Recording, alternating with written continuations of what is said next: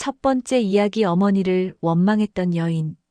작은 마을에 한 여인이 살았습니다. 그녀의 이름은 수미라. 40대 중반의 그녀는 항상 얼굴에 어두운 그림자를 드리우고 살았습니다. 사람들은 그녀가 왜 그렇게 슬픈 표정을 짓는지 궁금해했지만 아무도 그 이유를 알지 못했습니다. 수미라에게는 비밀이 있었습니다. 그녀는 20년 넘게 돌아가신 어머니를 원망하며 살아왔습니다. 어린 시절 어머니는 그녀를 학대했습니다. 매일 저녁 술에 취한 어머니는 수미라를 때렸고 차가운 말들을 쏟아냈습니다.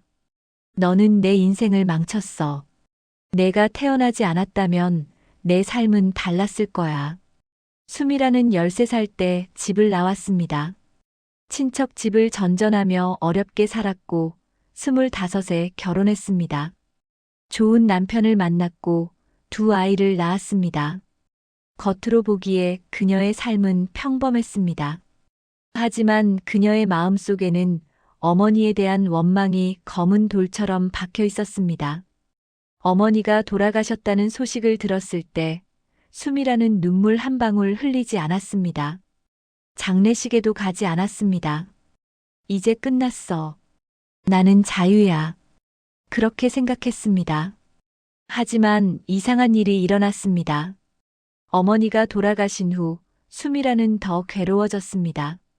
밤마다 악몽을 꾸었고 자신도 모르게 아이들에게 화를 냈습니다. 거울을 볼 때마다 어머니의 얼굴이 보였습니다. 어느 날 수미라는 절을 찾아갔습니다. 그곳에서 한 스님이 법문을 하고 있었습니다. 스님은 부처님의 말씀을 전했습니다. 용서는 상대방을 위한 것이 아닙니다. 용서는 당신 자신을 위한 선물입니다. 원망을 붙잡고 있는 것은 독을 마시면서 상대방이 죽기를 바라는 것과 같습니다. 그 순간 수미라는 무너졌습니다. 스님의 말이 그녀의 가슴을 관통했습니다. 그녀는 깨달았습니다. 20년 동안 그녀가 원망으로 묶어둔 것은 어머니가 아니라 자기 자신이었다는 것을. 어머니는 이미 이 세상에 없었지만 그녀는 여전히 그 원망의 감옥에 갇혀 살고 있었던 것입니다. 법문이 끝난 후 수미라는 스님을 찾아갔습니다. 스님, 저는 어머니를 용서할 수 없습니다. 어머니가 제게 한 일들을 어떻게 용서할 수 있겠습니까? 눈물이 흘러내렸습니다. 스님은 조용히 그녀의 손을 잡았습니다. 보살님, 용서는 한 번에 이루어지는 것이 아닙니다.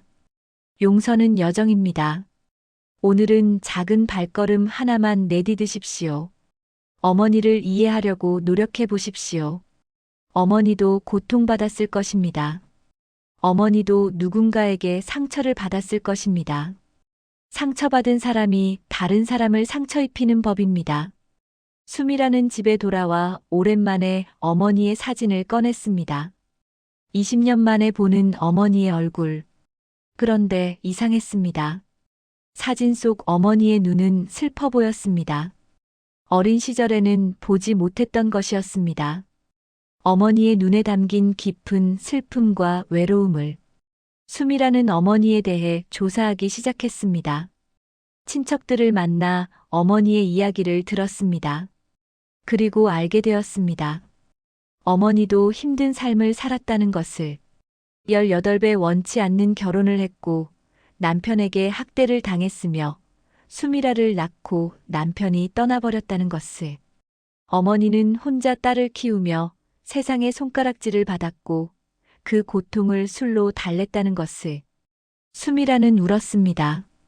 어머니를 위해서가 아니라 어린 시절 자신을 위해, 그리고 고통받았던 어머니를 위해. 그녀는 어머니의 무덤을 찾아갔습니다. 20년 만에 처음으로 무덤 앞에 앉아 말했습니다. 엄마, 미안해요.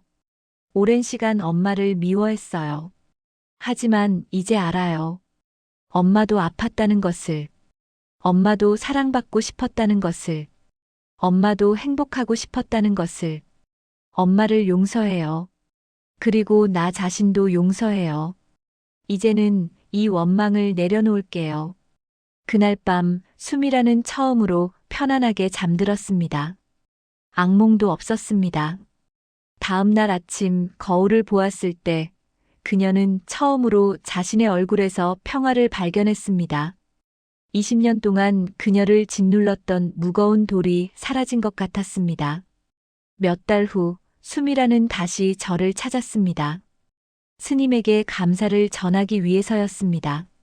스님은 미소 지으며 말했습니다. 보살님, 이제 당신의 얼굴에서 빛이 납니다. 용서는 당신에게 자유를 주었습니다. 이것이 부처님께서 말씀하신 용서의 선물입니다. 수미라는 이제 다른 사람들을 돕기 시작했습니다. 같은 고통을 겪는 사람들에게 자신의 이야기를 나누었습니다. 용서는 쉽지 않습니다. 하지만 용서는 당신을 자유롭게 합니다. 원망을 붙잡고 있는 것은 당신 자신을 감옥에 가두는 것입니다. 내려놓으십시오. 그러면 당신은 날 수 있습니다. 두 번째 이야기 친구에게 배신당한 남자. 도시의 한 남자가 살았습니다. 그의 이름은 진우. 35세의 그는 작은 회사를 운영하고 있었습니다.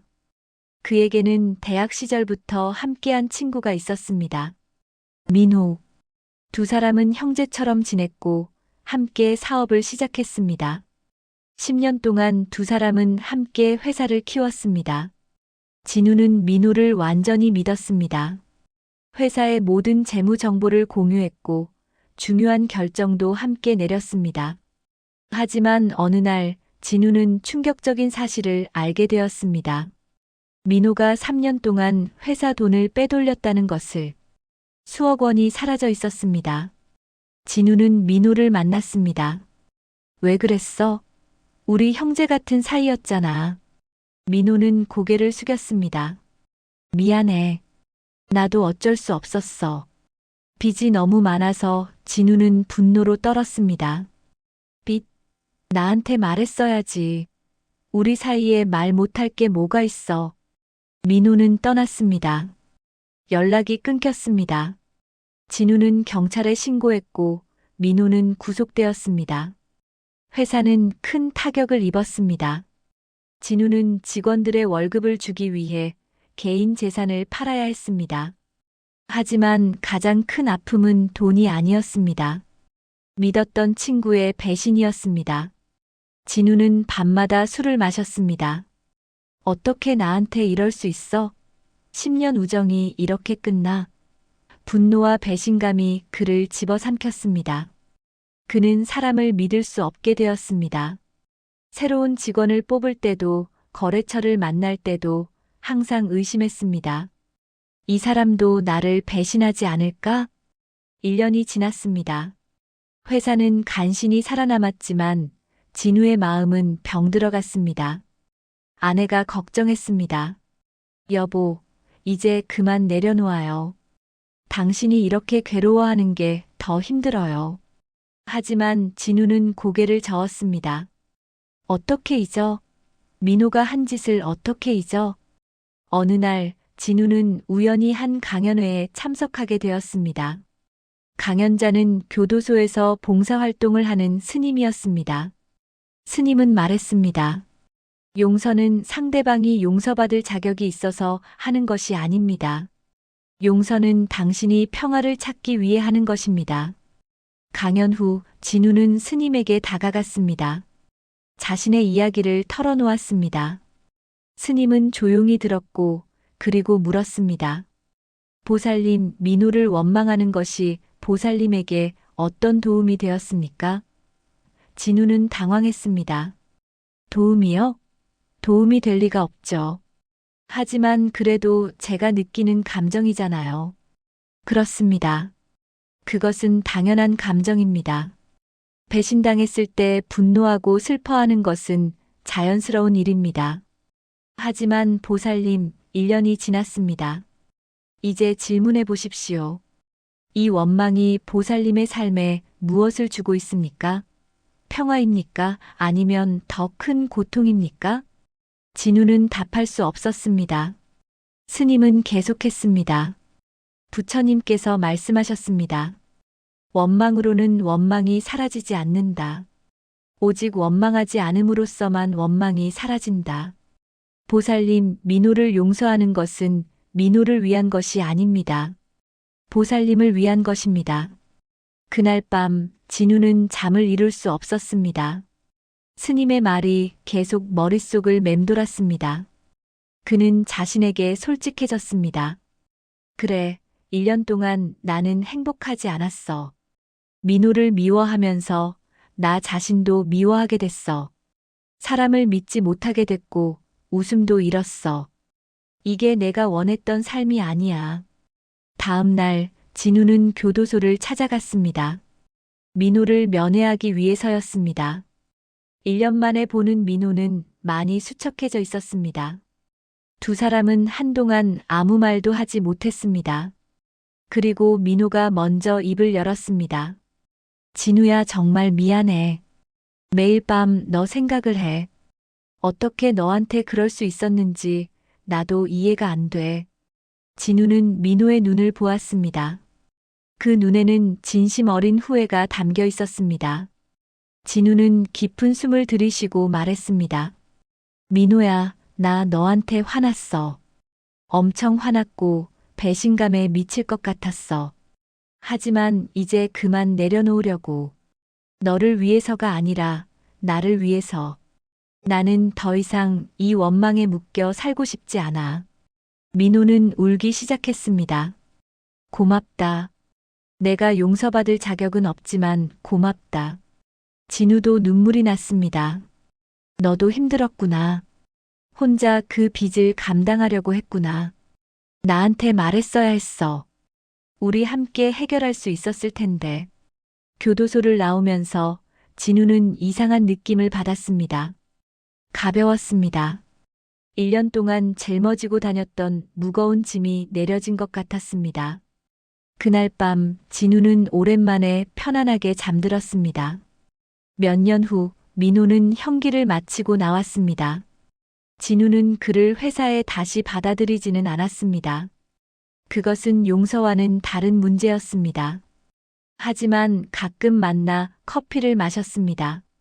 예전처럼 친하지는 않았지만 서로를 이해하고 존중했습니다. 진우는 깨달았습니다. 용서는 관계를 복원하는 것이 아니라는 것을, 용서는 자신의 마음에서 독을 빼내는 것이라는 것을, 그리고 그는 다시 사람을 믿을 수 있게 되었습니다. 새로운 직원들과 웃으며 일할 수 있게 되었고, 아내에게도 더 따뜻해졌습니다. 세 번째 이야기, 부처님의 가르침, 독화살의 비유. 옛날 어느 마을에 한 남자가 살았습니다. 그는 사냥을 하다가 독화살에 맞았습니다. 화살은 그의 가슴에 깊이 박혔고 독이 퍼져가고 있었습니다. 친구들이 그를 의원에게 데려갔습니다. 의원이 화살을 빼려고 하자 남자가 소리쳤습니다. 잠깐, 이 화살을 쏜 사람이 누군지 알아야겠어. 어느 부족 사람인지, 키는 얼마나 되는지, 어떤 활을 사용했는지, 화살촉은 어떤 재질로 만들었는지 알아내지 않고는 화살을 뺄 수 없어. 의원이 말했습니다. 하지만 그런 것들을 알아내는 동안 당신은 죽을 것입니다. 지금 중요한 것은 화살을 빼고 치료하는 것입니다. 하지만 남자는 고집을 부렸습니다. 아니야. 나는 알아야 해. 왜 나를 쏘았는지, 누가 쏘았는지. 부처님은 이 이야기를 들려주시며 말씀하셨습니다. 많은 사람들이 이 남자와 같습니다. 누군가에게 상처를 받았을 때 그들은 왜 그런 일이 일어났는지, 상대방이 얼마나 나쁜 사람인지 끊임없이 생각합니다. 하지만 그러는 동안 그들의 마음속 독은 계속 퍼져갑니다.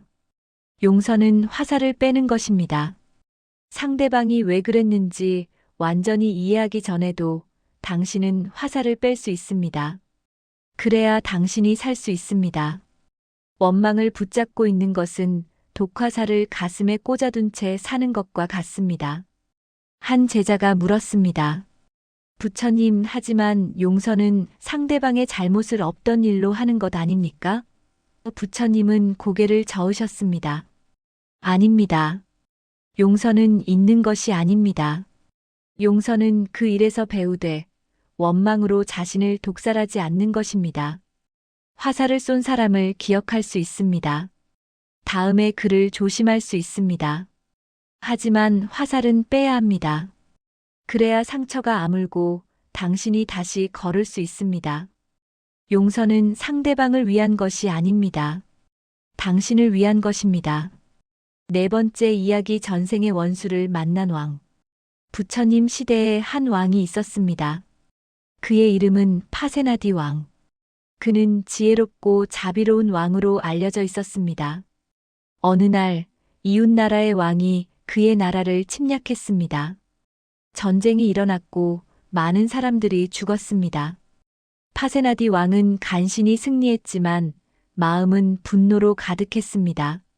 전쟁이 끝난 후 파세나디 왕은 부처님을 찾아갔습니다. 부처님, 저는 용서할 수 없습니다. 그 왕 때문에 제 백성들이 죽었습니다.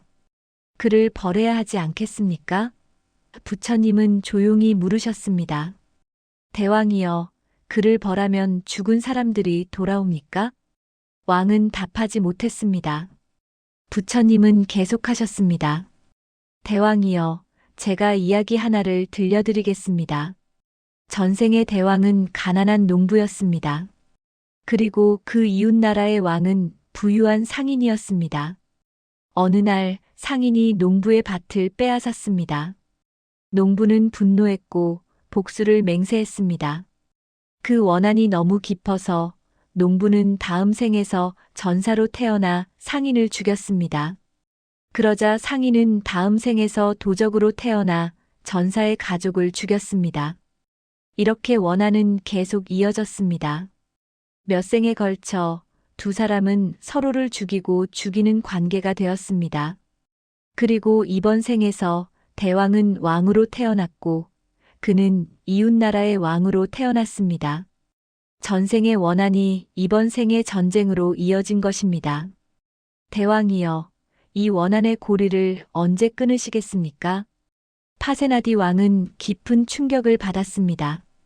부처님, 그렇다면 저는 어떻게 해야 합니까?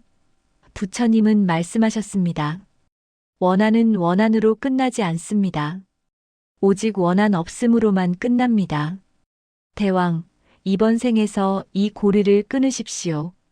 용서하십시오. 하지만 부처님, 그는 제 백성들을 죽였습니다. 부처님은 고개를 끄덕이셨습니다. 그렇습니다.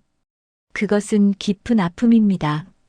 하지만 대왕, 더 많은 복수는 더 많은 아픔만 낳을 것입니다. 정의를 세우되 원한에 사로잡히지 마십시오. 그를 벌할 수는 있지만 당신의 마음에서 독을 빼내십시오. 왕은 깊이 고민했습니다. 그리고 결심했습니다. 이웃나라 왕을 처형하는 대신 그를 추방했습니다. 그리고 자신의 마음에서 원한을 내려놓기로 했습니다. 이것이 쉬운 일은 아닙니다. 하지만 부처님 말씀이 옳습니다. 이 원한의 고리를 끊지 않으면 다음 생에서도 그 다음 생에서도 계속될 것입니다.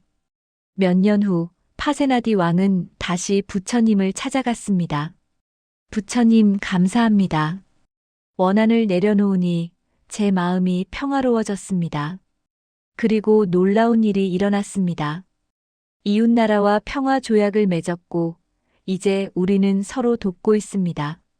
만약 제가 복수만 생각했다면 이런 일은 일어나지 않았을 것입니다. 부처님은 미소 지으셨습니다. 대왕이여, 당신은 용서의 힘을 직접 경험하셨습니다.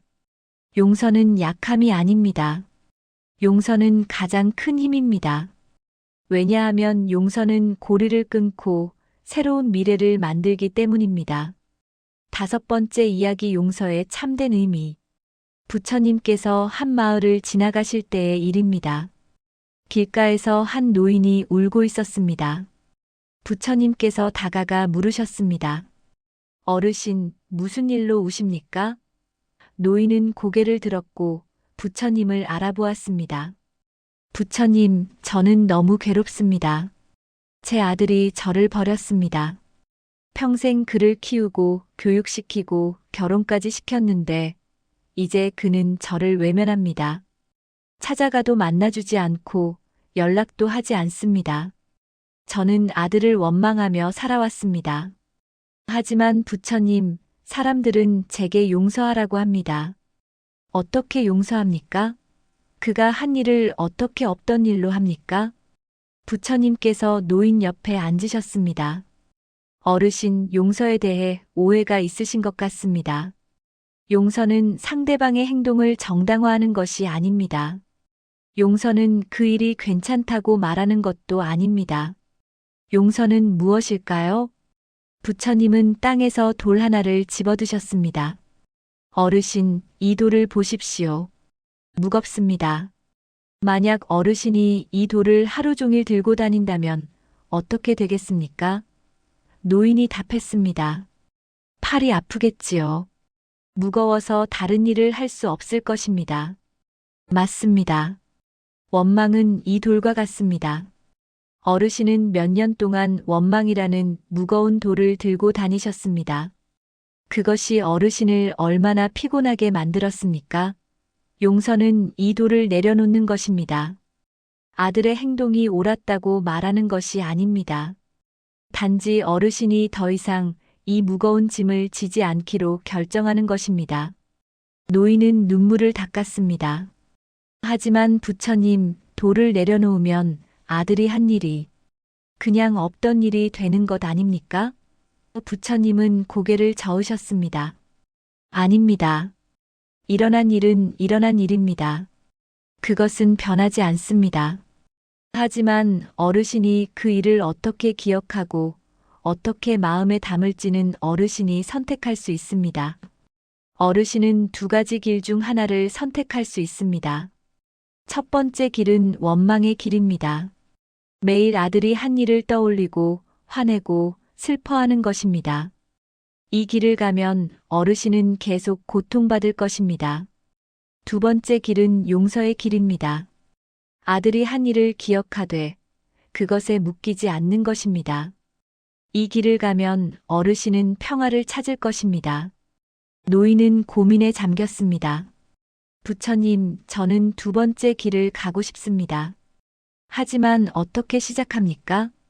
부처님께서 말씀하셨습니다. 먼저 어르신 자신을 용서하십시오. 완벽한 부모가 되지 못했다고 자책하지 마십시오. 어르신은 최선을 다하셨습니다. 그리고 아들을 이해하려 노력하십시오. 아들도 자신의 삶이 있고 자신의 고통이 있을 것입니다. 완벽한 아들이기를 기대하지 마십시오. 그도 불완전한 인간입니다. 마지막으로 원망을 내려놓는 연습을 하십시오. 매일 조금씩, 오늘은 조금, 내일은 조금 더. 이것은 여정입니다.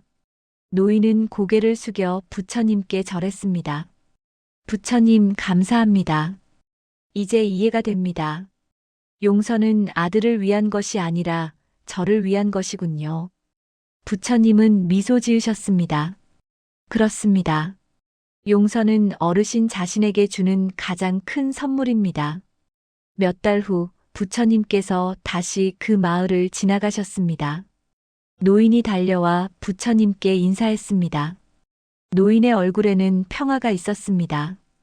부처님, 저는 아들을 용서했습니다.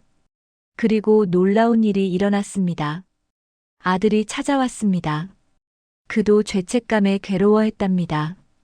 우리는 대화를 나눴고 서로를 이해하게 되었습니다. 하지만 부처님, 더 중요한 것은 아들이 오지 않았어도 저는 괜찮았을 것입니다. 왜냐하면 저는 이미 평화를 찾았으니까요. 원망의 돌을 내려놓으니 제 마음이 가벼워졌고 다시 웃을 수 있게 되었습니다. 이것이 부처님께서 말씀하신 용서의 선물이군요. 부처님께서 노인의 손을 잡으셨습니다. 어르신, 당신은 용서의 진정한 의미를 깨달으셨습니다. 용서는 상대방이 변하기를 기다리는 것이 아닙니다. 용서는 당신이 먼저 평화를 선택하는 것입니다. 당신은 이제 자유롭습니다. 해시태그 마무리 부처님의 메시지. 해질녘 부처님께서 한 언덕에 앉아 계셨습니다. 제자들이 모여들었고 한 제자가 물었습니다. 부처님, 용서가 왜 그렇게 중요합니까? 정의는 어떻게 됩니까? 부처님께서 석양을 바라보며 말씀하셨습니다. 용서와 정의는 대립하는 것이 아닙니다. 정의는 사회를 위한 것이고 용서는 개인의 평화를 위한 것입니다. 누군가 잘못을 저질렀을 때 사회는 그에게 책임을 물을 수 있습니다. 하지만 당신의 마음에서는 원망을 내려놓아야 합니다. 그래야 당신이 자유롭습니다. 용서하지 않는 것은 독을 마시고 상대방이 죽기를 바라는 것과 같습니다. 원망을 붙잡고 있으면 가장 고통받는 사람은 바로 당신입니다. 상대방은 이미 당신의 삶을 떠났을 수도 있습니다. 하지만 당신은 여전히 그 사람을 마음에 붙들고 매일 그와 싸우고 있습니다. 용서는 쉽지 않습니다. 때로는 가장 어려운 일입니다. 하지만 용서는 당신을 자유롭게 하고 평화를 주고 새로운 시작을 가능하게 합니다. 용서는 당신이 자신에게 줄 수 있는 가장 큰 선물입니다. 다른 제자가 물었습니다. 부처님, 그렇다면 우리는 모든 사람을 용서해야 합니까? 부처님께서 답하셨습니다. 용서한다는 것은 그 사람과 다시 가까워지라는 의미가 아닙니다. 당신을 해친 사람으로부터 거리를 둘 수 있습니다. 하지만 당신의 마음에서는 원망을 내려놓으십시오. 기억하되 묶이지 마십시오. 용서는 한 번에 이루어지는 것이 아닙니다. 용서는 매일 내리는 선택입니다. 오늘 조금, 내일 조금 더. 어느 날 당신은 깨닫게 될 것입니다. 그 사람을 생각할 때 더 이상 화가 나지 않는다는 것을. 그때 당신은 진정으로 자유로워진 것입니다. 제자들은 조용히 부처님의 말씀을 듣고 있었습니다. 부처님께서 일어나시며 마지막으로 말씀하셨습니다. 여러분, 오늘 밤 당신이 원망하고 있는 누군가를 떠올려 보십시오. 그리고 조용히 말해 보십시오. 나는 당신을 용서합니다. 당신의 평화를 빕니다. 그리고 나 자신의 평화를 선택합니다. 처음에는 진심이 아닐 수 있습니다. 괜찮습니다. 계속하십시오. 매일 반복하십시오. 어느 날 당신은 진심으로 그렇게 느끼게 될 것입니다. 그날이 바로 당신이 자유를 되찾는 날입니다. 용서는 나를 위한 선물입니다. 원망을 내려놓는 순간 당신은 날개를 얻습니다. 날아오르십시오. 자유로워지십시오. 평화를 누리십시오. 이것이 부처님의 가르침입니다. 해가 지고 어둠이 찾아왔습니다. 하지만 제자들의 마음에는 빛이 있었습니다. 용서의 빛이었습니다. 그들은 깨달았습니다. 용서는 상대방을 위한 것이 아니라 자신을 위한 것이라는 것을, 원망을 내려놓는 것이 가장 큰 자유라는 것을. 그날 밤 많은 제자들이 오랫동안 품어왔던 원망을 내려놓았습니다. 그리고 처음으로 평화로운 잠에 들었습니다. 부처님의 가르침은 이렇게 그들의 삶을 변화시켰습니다. 용서는 나를 위한 선물. 원망을 내려놓는 순간 나무아미타불.